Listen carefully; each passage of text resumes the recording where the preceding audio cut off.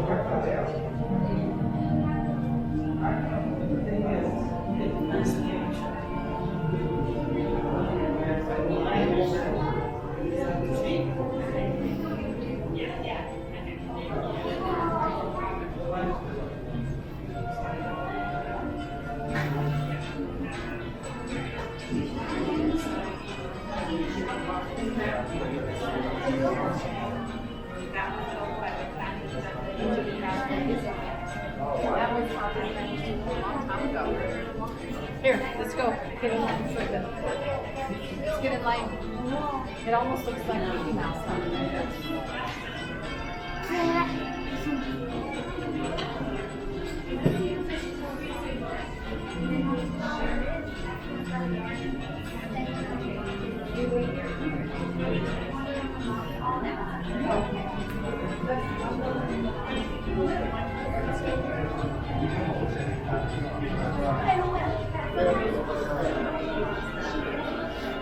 Still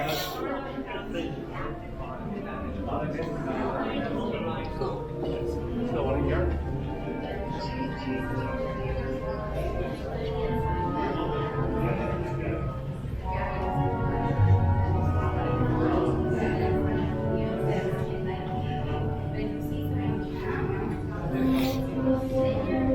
What does it say?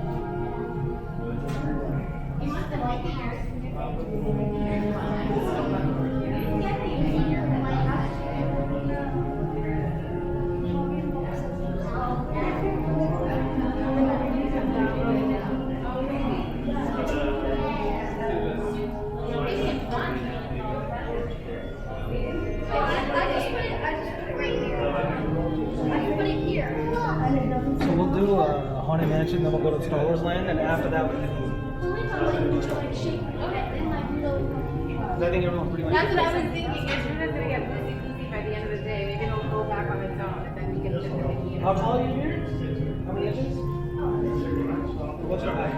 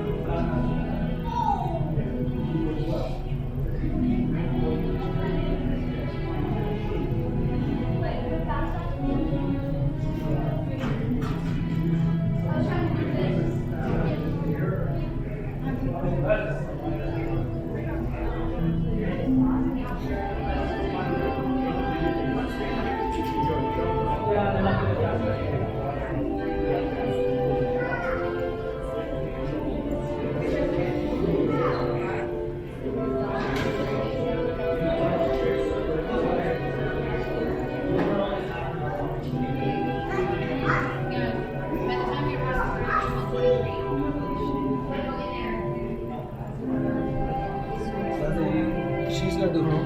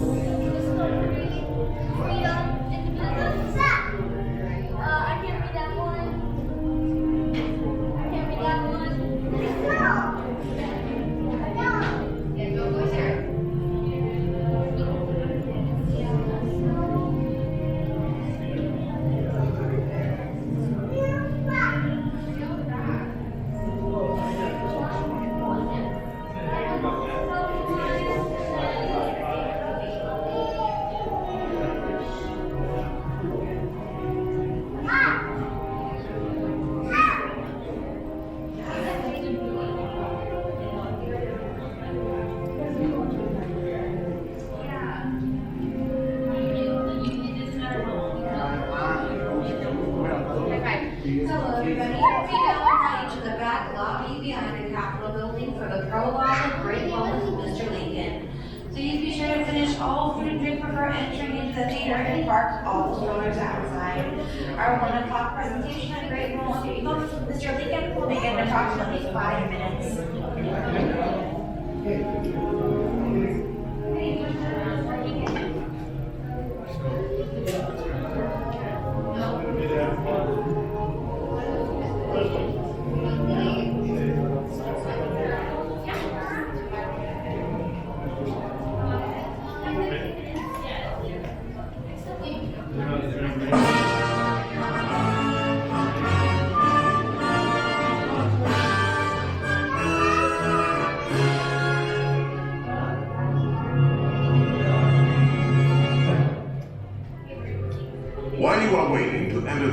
5, may we present as a prologue a brief bit of background about great moments with Mr. Lincoln.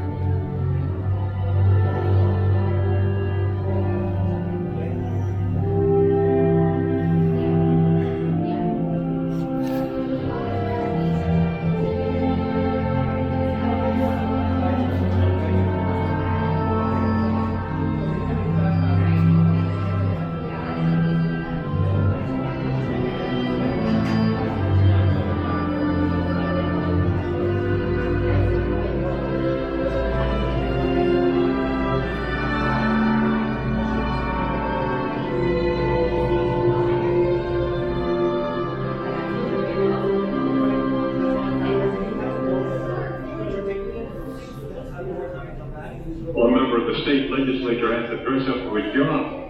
Put it up. What up? Oh.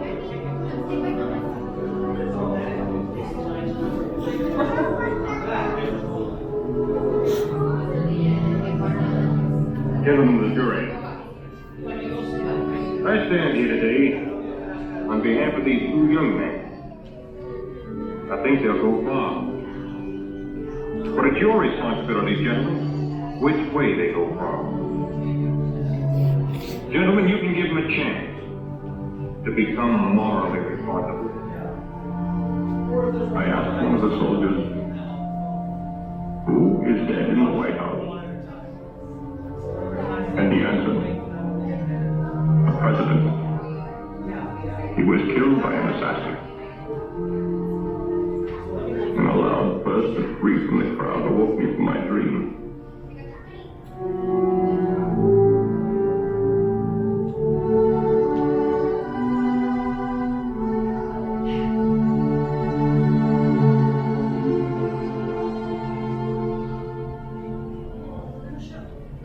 Ever since I was a youngster, I've had a great personal admiration for Abraham Lincoln. So when we decided to bring to Disneyland's visitors some great moments in Mr. Lincoln's life, we began an exhaustive research. We wanted to bring to the people of today the inspiring words of the man who held this nation together during its moment of greatest crisis, the Civil War. To start with, we were fortunate in being able to secure this life mask of the 16th president. How do we get this, Blaine? This is actually a copy of an original life mask by the sculptor Leonard Volk. Before Lincoln was president. Before Lincoln was president. Before he had a beard. That's right. During our exhaustive research into Lincoln's life, we studied his mannerisms, his gestures, and even his voice characteristics to create a faithful likeness of this honored man.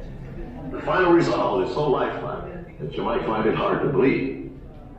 Now let's go into the Opera House and listen carefully to the words of Mr. Lincoln, spoken by him a century ago, but which still apply today to free men everywhere.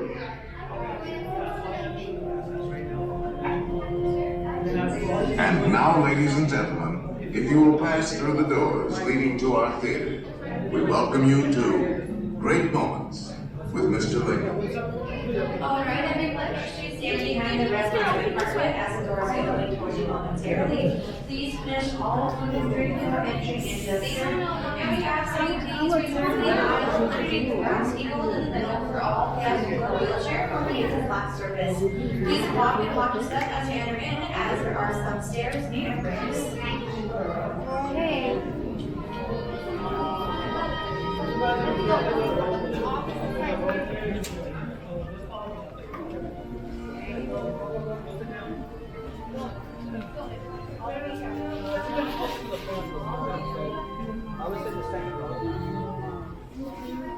Hello everybody, welcome to the Main Street Opera House. Your presentation will begin shortly.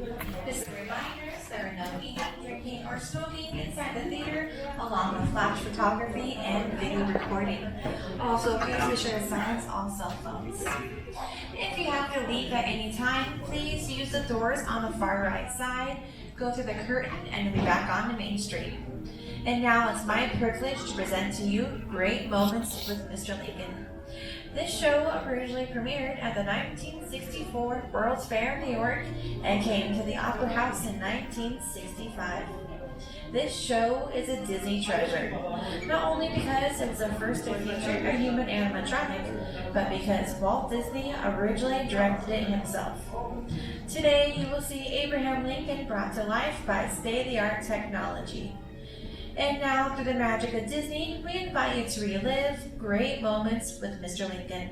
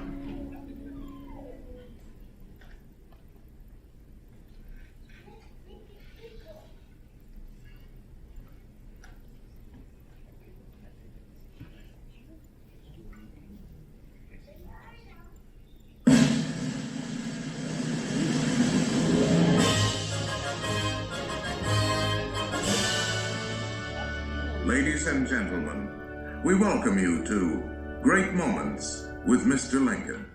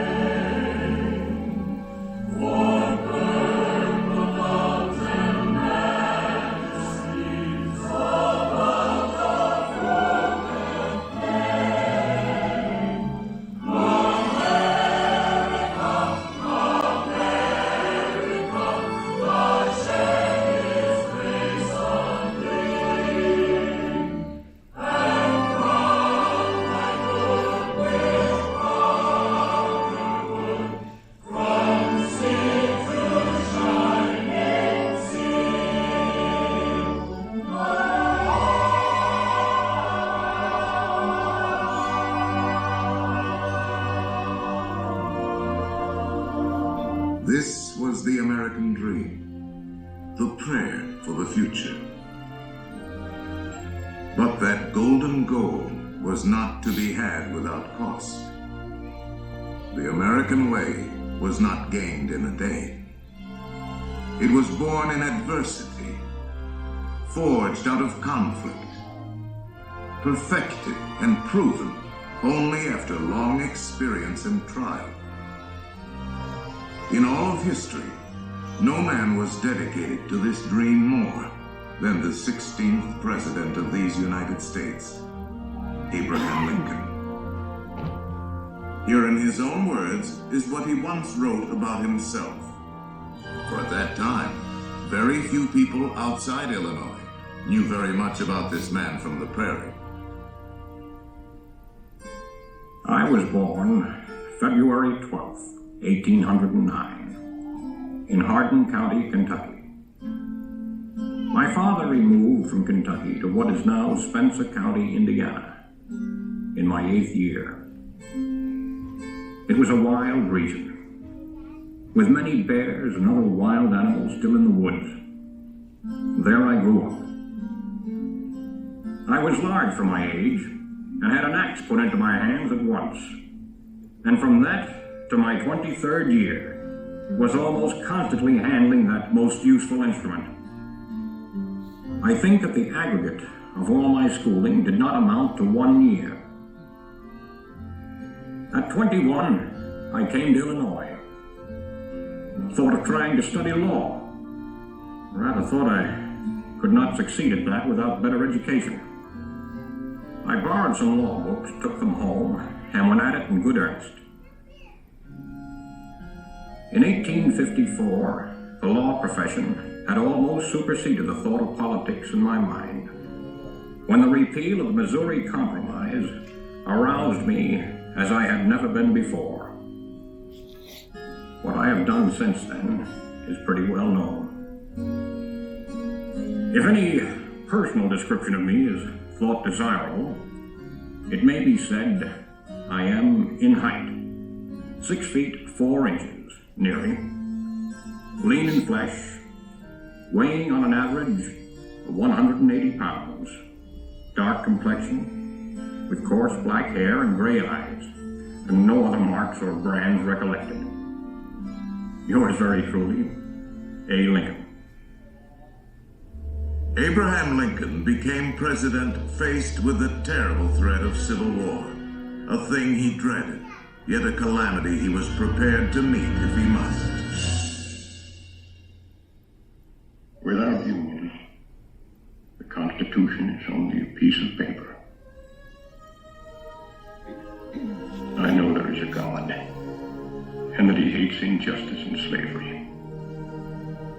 I see the storm coming. I know his hand is in it. If he has a place and work for me, and I think he has, I believe I'm ready. And with God's help, I shall not fail.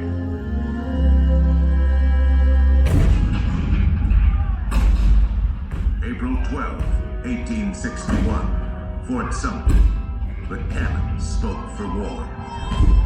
Civil war, violent, devastating.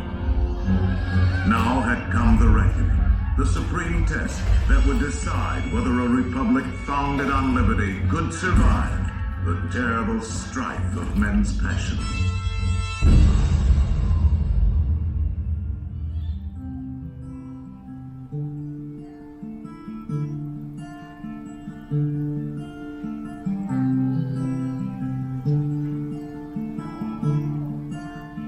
Two brothers on their way, two brothers on their way, two brothers on their way, one wore blue and one wore gray.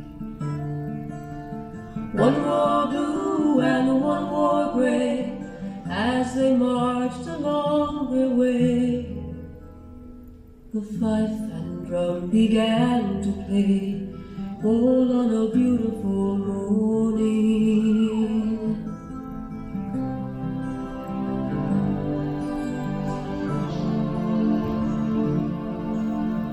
One was gentle, one was kind, one was gentle, one was kind. One came home, one stayed behind, a cannonball don't pay no mind. Cannonball don't pay no mind, if you're gentle or if you're kind. It don't think of the folks behind, hold on a beautiful morning. Hold on a beautiful morning.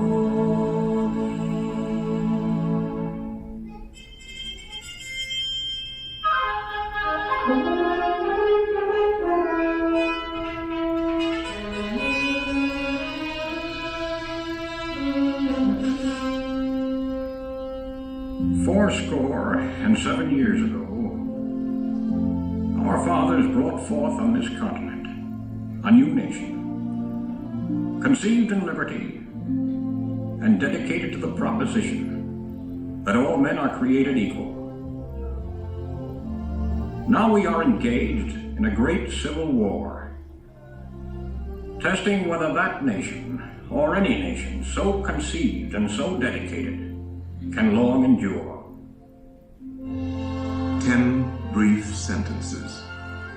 So simple, so direct. Abraham Lincoln had not expected his words to live beyond their temporary moment. But time and history would dictate otherwise. And so today, his Gettysburg Address is immortal. a rich and treasured part of our country's heritage.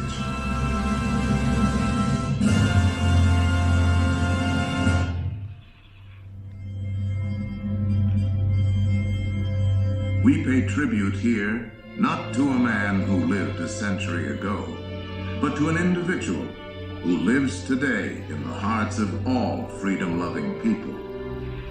His prophetic words are as valid for our time as they were for his. And now, the skills of the sculptor and the talents of the artist will let us relive great moments with Mr. Lincoln.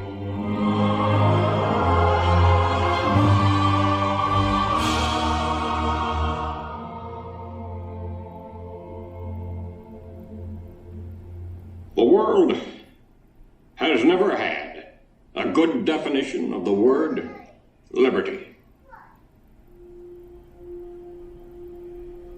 And the American people just now are much in want of one. We all declare for liberty, but in using the same word, we do not all mean the same thing. What constitutes the bulwark of our liberty and independence? It is not our frowning battlements, our bristling seacoasts. These are not our reliance against tyranny. Our reliance is in the love of liberty, which God has planted in our bosoms. Our defense is in the preservation of the spirit which prizes liberty as the heritage of all men, in all lands, everywhere. Destroy this spirit, and you have planted the seeds of despotism around your own doors.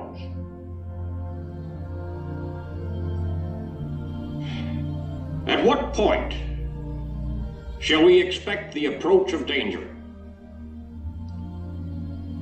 By what means shall we fortify against it? Shall we expect some transatlantic military giant to step the ocean and crush us with a blow? Never. All the armies of Europe, Asia, and Africa combined could not by force take a drink from the Ohio or make a track on the Blue Ridge in a trial of 1,000 years. At what point, then, is the approach of danger to be expected? I answer, if it ever reach us, it must spring from amongst us. It cannot come from abroad. If destruction be our lot, we ourselves must be its author and finisher. As a nation of free men, we must live through all times, or die by suicide. Neither let us be slandered from our duty by false accusations against us, nor frightened from it by the menaces of destruction to the government, nor of dungeons to ourselves. Let us have faith that right makes might. And in that faith, let us to the end dare to do our duty as we understand it.